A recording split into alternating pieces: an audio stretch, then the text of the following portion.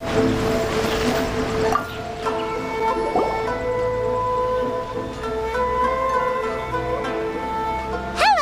We'd like to ask some questions about Arataki Itto. Oh, him again. Sure. I have answers. We've already done some investigating for the Tenryou Commission. But first, do you have enough Moro to cover the fee? I've heard all about your travels. After everything you've been through, I'm sure you understand the way these sorts of things work. How much more are we talking about here? A one-off payment of 397,000 Mora, up front. Plus a further 5% of your Adventurers Guild remuneration as my commission, if Arataki Itto is successfully caught and brought to justice. Whoa! That's crazy expensive! How did you even come up with the price that high? Hold on. I wasn't finished. It just so happens the initial fee has already been paid in full by the Tenryou Commission. All you'll need to pay is the small commission fee. And, as for that amount, I'll settle things with the Adventurers Guild once we have Itto. So, from the way I see it, you guys are getting a pretty nice deal. Now then, to give you the full picture in this case, we must first recount a well-known Inazuman fairy tale. A long, long time ago, in a village lost to time, there lived a Crimson Oni and a Blue Oni. They were the best of friends. The Crimson Oni looked fierce, but was gentle like the humans. The Blue Oni looked human, but was reclusive, like an Oni. The Crimson Oni wished to befriend the humans, but they were scared and threw beans at him whenever he came near.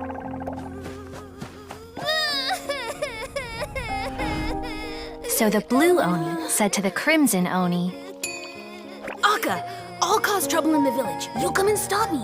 Then the humans will accept you. As planned, the Crimson Oni chased the Blue Oni away.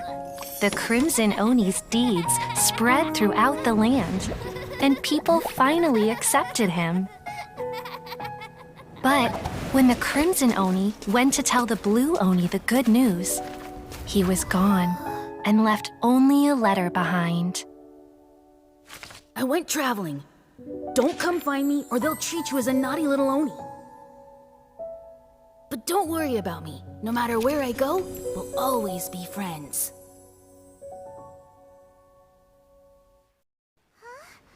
That's it? What about the little Blue Oni?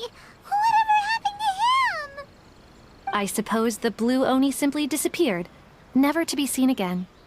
Only the Crimson Oni remain now.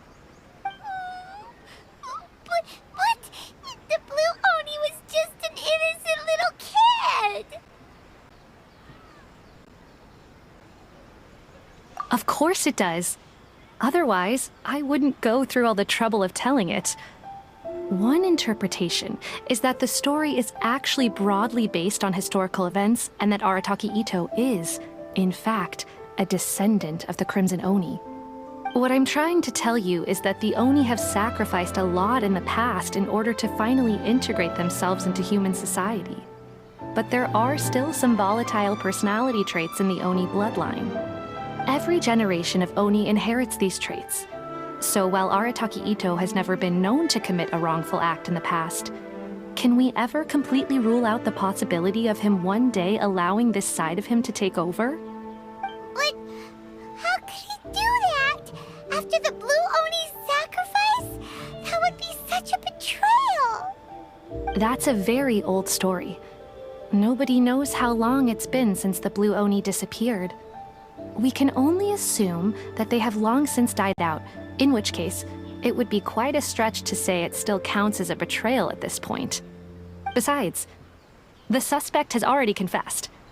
What is there left to discuss? According to my investigation, he was headed southwest. I would bet he's already made it to Yashiori Island by now. The Tenryou Commission is unable to enter territory controlled by Sangonomiya troops. No doubt that's the reason Arataki Itto chose to flee in that direction. Don't mention it. I'm just doing my duty. Wait! Paimon still has a question. If Arataki Itto has given in to his bad side, won't that mean he's extra mean and violent now? I could only assume so. Judging from his previous bouts, he is a skilled fighter with a lot of brute strength. Whether or not you'll be able to handle him, that I do not know. Okay, but what's up with people throwing beans at Oni? What use is that? Ah, yes. Now that you mention it, I seem to recall that Arataki Itto is allergic to beans. In fact, all Oni will avoid beans, but especially Itto. I heard that just touching a bean is enough to incapacitate him. If you could weaken him a bit by triggering his allergies, perhaps you'd have better luck subduing him. Right! Knowing our target's weakness will make things a whole lot easier. It just so happens that I have a bag of beans right here. I was planning to use them to make some porridge, but I think you will find a better use for them. Of course, I will charge the Adventurers Guild a fair and reasonable rate for the beans. Sneaky! But also, thanks! Let's head to Yashiori Island and start looking for Itto.